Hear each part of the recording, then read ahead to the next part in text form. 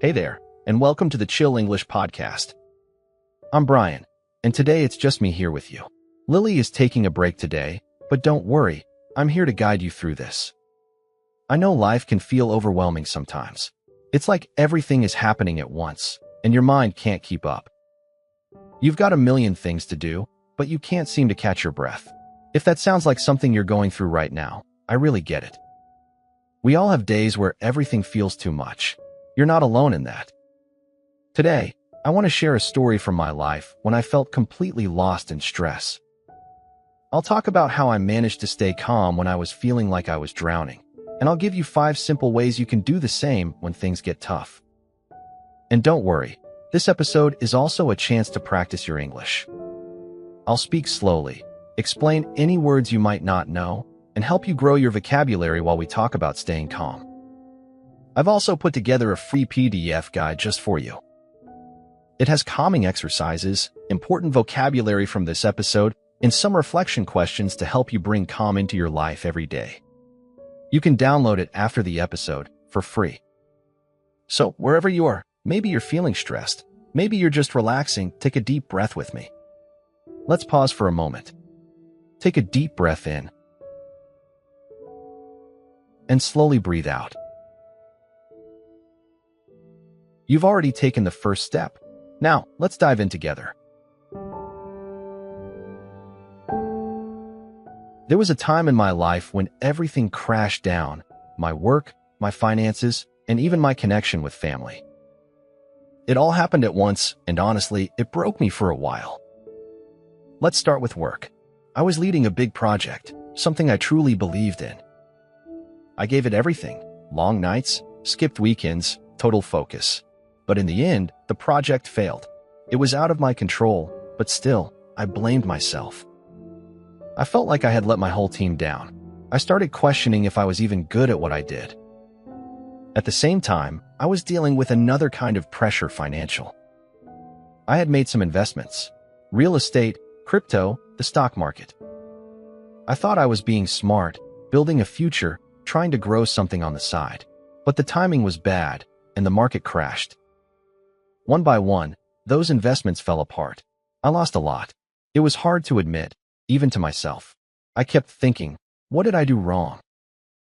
Suddenly, money became tight, really tight. I went from thinking about financial freedom to wondering how I was going to cover rent and bills. Every small purchase became stressful. I stopped going out, stopped spending on myself, because every cent felt like a risk. And because I was overwhelmed with work and money stress, I barely had anything left for my family. I'd come home, but my mind was elsewhere. I was physically present, but emotionally distant. My partner tried to understand, but I could tell they were hurting too. I was missing the small moments: meals, laughs, bedtime chats, and that hurt the most. It felt like I was being pulled in all directions, and I was losing in every one of them. One night, when everything felt too heavy, I just sat in silence. No phone, no distractions, just me and my thoughts. I finally allowed myself to feel everything: the disappointment, the pressure, the fear. And in that quiet moment, I realized something simple but important. I couldn't keep pretending I was fine. I didn't need to fix everything overnight, but I needed to stop running from it. So I started with small things. I opened up to my partner about the stress. I stopped hiding the financial truth. I reached out to a few close friends. And slowly, I made a plan, not to win big again, but to get back to basics, to breathe, to heal, to be present. And day by day, I started to feel lighter. So if you're listening right now and you're in that kind of storm, just know you're not alone. Life can get messy, really messy. But calm is always possible, one breath at a time. When people say, just stay calm, it sounds simple, right? But in real life, when everything feels like it's falling apart, staying calm can feel almost impossible. So let's be real. Staying calm isn't about acting like nothing's wrong. It's not about being cold, emotionless, or distant. And it's definitely not about pretending you're okay when you're not. To me, Staying calm means creating a little space between the chaos and your reaction. It's that quiet moment when you take a breath before you speak. It's choosing to pause instead of panic. It doesn't mean you don't feel overwhelmed. You do. It doesn't mean you're not hurt. You are. But it means you give yourself a moment to think clearly, to respond with care, not just emotion. I've learned that calm is not about controlling the outside world. It's about how you care for your inner world. Because no matter how loud life gets out there, you still get to protect your peace in here. And the truth is, calm doesn't come naturally to all of us. It's a habit, a daily practice. It starts with noticing when your shoulders are tense, when your breathing is shallow, when your thoughts are racing. And in that moment, gently choosing to slow down, to breathe, to listen, to let go of what you can't control and focus on what you can. That's what staying calm really means. Being kind to yourself when life is not. And finding peace, even when the world is anything but peaceful.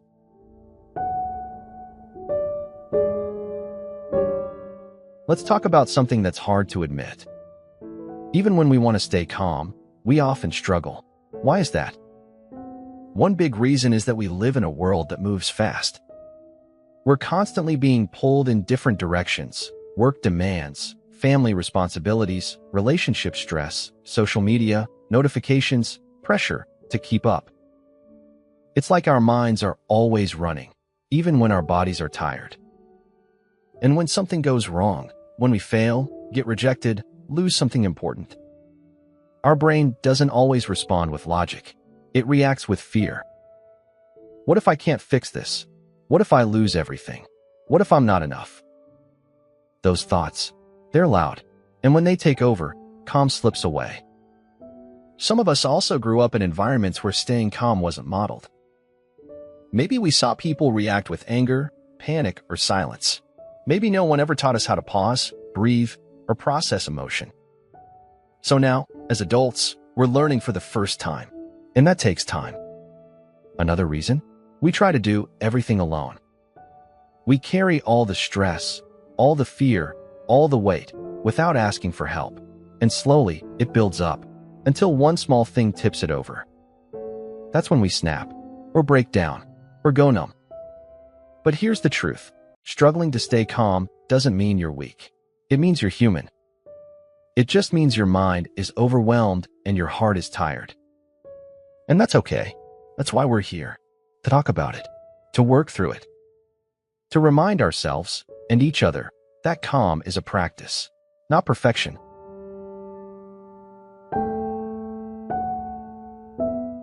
All right, let's talk about a few simple things you can try when life feels like it's getting out of hand. Now, I'm not going to give you some quick fix miracle solution. These are just small things that have helped me, and hopefully, they'll help you too. First, let's talk about breathing. When things feel overwhelming, just take a deep breath. In through your nose, hold it, and then slowly let it out. It sounds simple, but it really works. It helps calm your body and clears your mind. You can do this anywhere, anytime. Next, find those little moments of stillness. You don't need a full hour of meditation. Even just a couple of minutes will do. Sit somewhere quiet, close your eyes, or listen to some calming music. It doesn't have to be fancy, just a little pause to reset. Now, let's talk about limiting what you take in. If the world feels chaotic, sometimes it's best to step away from the noise. Take a break from social media, turn off the news for a bit. It's okay to protect your peace and say no to things that drain you. Talk to someone you trust. You don't have to carry everything on your own. Reach out to a friend, family member, or someone who gets it. Sometimes, just saying, "I'm struggling right now," can make all the difference. Focus on what you can control. You can't fix everything at once, but you can take small steps. Drink some water. Go for a quick walk. Write down your thoughts. Even small actions help bring back a sense of control. And finally, remember to be kind to yourself.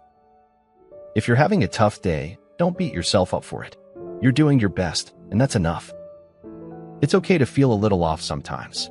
Just take it one step at a time. If you want a reminder of these tips, I've put together a free PDF with everything I just shared, plus some common quotes and journaling prompts to help you stay grounded. You can grab it through the link in the episode description. Alright, now it's time for vocabulary time.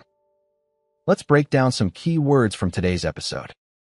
These are not only useful for improving your English, but they also tie directly into the themes of staying calm and handling stress. Let's go over them together. The first word is overwhelming. When something is overwhelming, it means it's too much to handle or it's making you feel like you're drowning in it. For example, I felt overwhelmed by all the responsibilities I had to take care of. It's a great word for those moments when everything seems to pile up and you feel like you can't catch a breath. Next, we have grace. Grace means being kind and understanding with yourself or others, especially during tough times. For example, it's important to show yourself grace when things aren't going as planned. This word encourages you to be patient and forgiving with yourself when life gets difficult. Now let's talk about lean on. When you lean on someone, it means you're depending on them for support, whether emotionally or physically. For example, during stressful times, I had to lean on my family for help. It's a great phrase for showing how we rely on others to get through tough situations. Next is drain. If something drains your energy, it means it's making you feel exhausted or worn out. For example, the constant stress at work was really draining me. This word is perfect for when you're feeling completely wiped out, mentally or physically. The word chaotic describes something that's disorganized, messy, or out of control. For example, my morning was so chaotic, I was running late, missing everything, and felt totally scattered. Use this word when things feel hectic and you just can't get a grip. Embrace means to fully accept or welcome something, even if it's challenging. For example, instead of running from the difficulties, I decided to embrace them and learn from them. It's a powerful word that reminds us that we can grow by accepting challenges rather than avoiding them. Finally, we have strain. When something puts a strain on you, it's causing pressure or stress, whether it's emotional, mental, or physical. For example, the pressure of balancing work and family life was starting to put a real strain on me.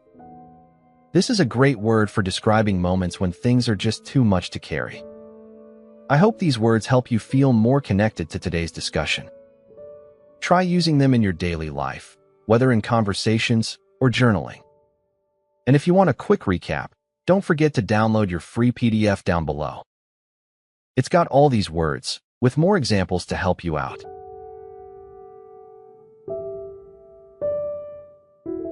As we come to the close of today's episode, I want to leave you with a few reflections. Life, as we know, is full of ups and downs. It can feel chaotic, overwhelming, and at times, it might even seem like everything is working against you. But I hope today's episode helped you realize that it's okay to not have it all together all the time. Taking a moment to reset, to lean on the people who care about you, and to give yourself grace during those stressful moments is not only necessary, it's vital. Remember, you don't have to do it all on your own. Embrace the support that's around you and don't be afraid to embrace the challenges life brings, because every challenge is a chance to grow. So, if today's discussion resonated with you, I encourage you to take a few moments today to pause and reflect. Where can you give yourself a bit more grace? What are the areas where you can lean on others for support? And how can you embrace the journey, even when things seem a bit overwhelming? As we wrap up, I just want to thank you for being a part of today's episode. If you found any of the tips helpful, feel free to share this podcast with someone you think might benefit from it. Also, don't forget to grab your free PDF with all the vocabulary words and examples from today's episode. You can find the link below, and it's a great way to keep practicing and reinforcing what we talked about. Thank you so much for listening, and I'll be back again next time with more reflections and tools to help you navigate life's ups and downs. Until then, take care, stay calm, and remember, you've got this. Bye.